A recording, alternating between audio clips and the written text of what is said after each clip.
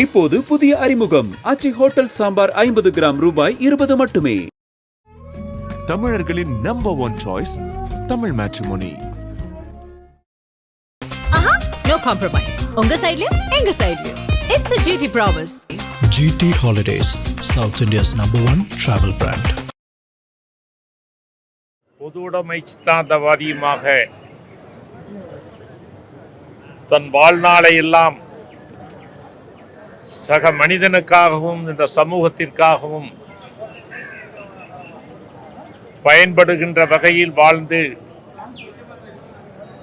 அவர் நம்மை விட்டு பிரிந்து சென்றதற்கு பிறகும் தன் உடலை இந்த சமூகத்திற்காக தானம் செய்திருக்கின்ற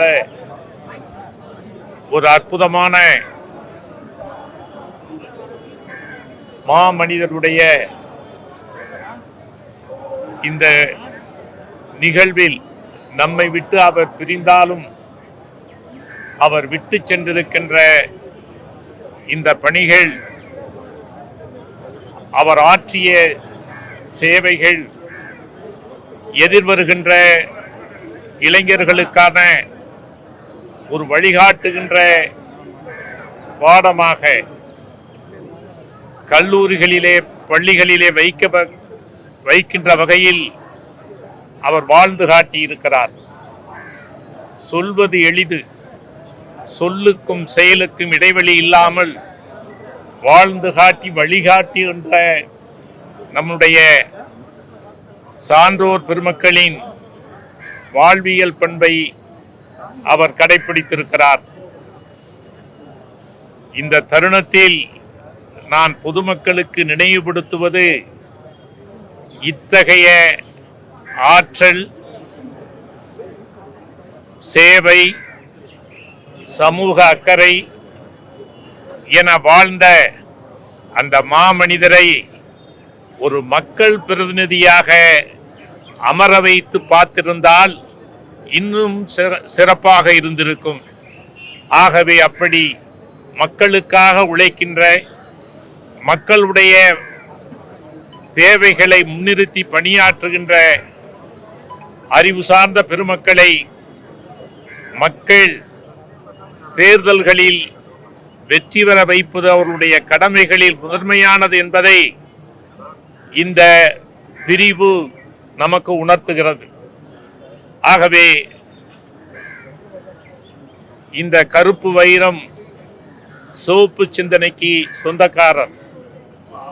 இவருடைய பிரிவு என்பது நமக்கு வருத்தமாக இருந்தாலும் 101 ஆண்டு காலம் அவர் நம்மோடு வாழ்ந்தார் என்பதிலும், இந்த மக்களுக்காக தன்னை அர்ப்பணித்தார் என்பதிலும் நினைக்கின்ற பொழுது அன்றாடம் வணங்கக்கூடியவர்களில் ஒருவராக இன்றைக்கு இவர் நம்மை விட்டு பிரிந்திருக்கிறார். ஆகவே அவரின் வாழ்வியல் பண்புகளை, அவர் வார்த்தெடுத்திருக்கின்ற சித்தாந்தத்தை ஒவ்வொருவரும் வாழ்வியலுக்கானது என்று கடைபிடித்து இந்த சக மனிதனுக்காக வாழ வேண்டும் என்ற பாடத்தை உணர்த்தியிருக்கிற ஐயா அவர்களின் ஆன்மா சாந்தி அடைய பிரார்த்தனை செய்கிறேன். நன்றி, வணக்கம். மாபெரும் தலைவர் தோழர் நல்லக்கண் அவர்கள் மறைவு தமிழ்நாட்டுக்கு மட்டுமல்ல, இந்திய திருநாட்டுக்கு மிகப்பெரிய இழப்பாகும். சுதந்திர போராட்ட வீரராக, தேசிய கொள்கைகளை நெஞ்சிலே கொண்டு நாட்டு மக்கள் விடுதலைக்காகவும் சமூக விடுதலைக்காகவும் தன்னை அர்ப்பணித்துக் கொண்ட அற்புதமான தலைவர்களில் முதன்மையானவர். பல்வேறு விருதுகளை அவர் பெற்றிருந்தாலும் தமிழர் நெஞ்சங்களில், மக்கள் நெஞ்சங்களில் வாழும் ஒரு மகத்தான தலைவராக இருப்பதுதான் அவர் பெற்ற மாபெரும் விருதாக நான் பார்க்கிறேன். தலைவர் நல்லக்கண்ணு அவர்கள் ஒரு வரலாறு. நம்மை போன்றவர்கள் அவர் வாழ்ந்த காலத்தை வாழ்ந்தோம் என்பது நமக்கு பெருமையாக இருக்கலாம்.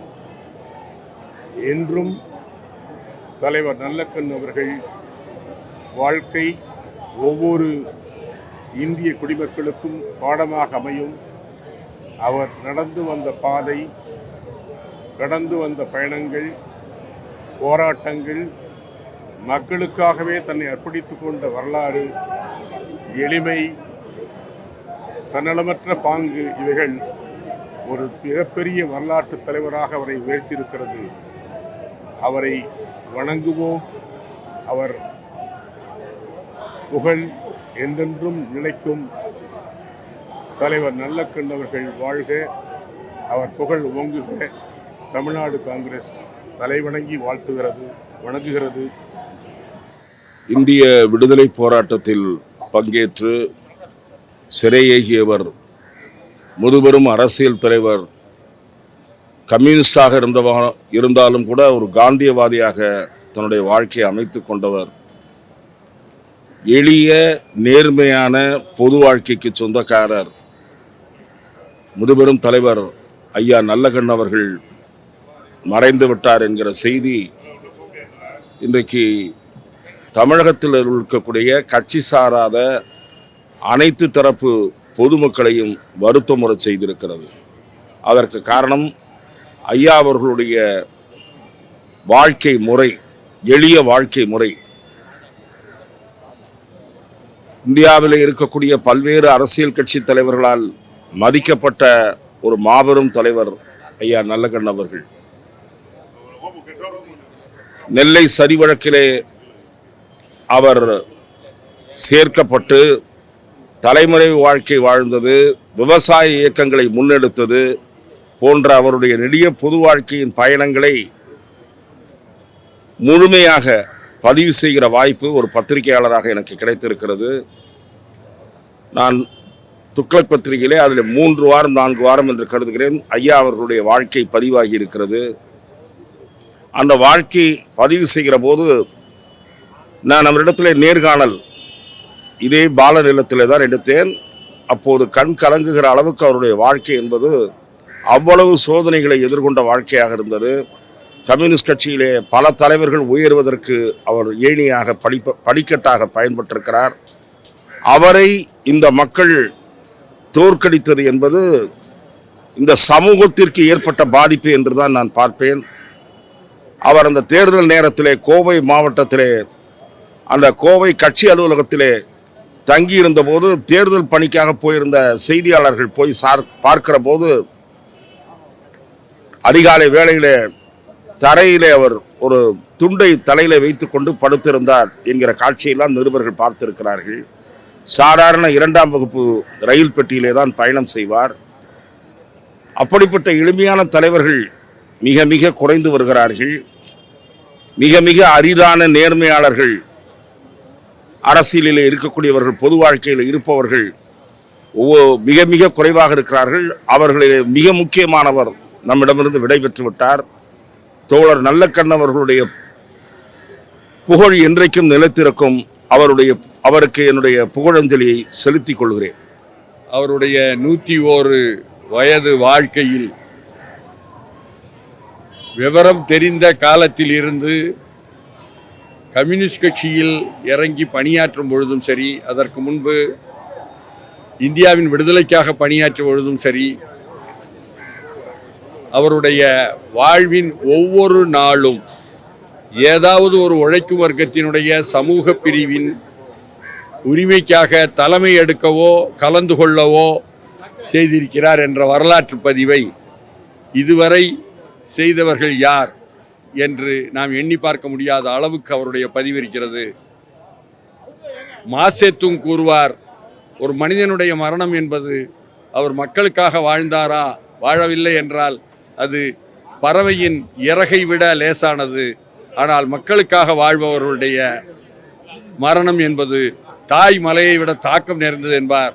அது நமது தோழர் நல்லக்கண்ணுக்குத்தான் பொருந்தும் என்று சொல்லும் அதே நேரத்தில் இப்பொழுது அவருடைய மரண செய்தி கேட்டு யாழ்ப்பாணத்திலிருந்து ஈழ மக்கள் புரட்சிகர விடுதலை முன்னணியைச் சேர்ந்த தலைவர் சுரேஷ் பிரேமச்சந்திரன் ஒரு செய்தியை அனுப்பியிருந்தார். இன்று ஊடகங்களில் அவை கொடுக்கப்பட்டு வந்துள்ளது.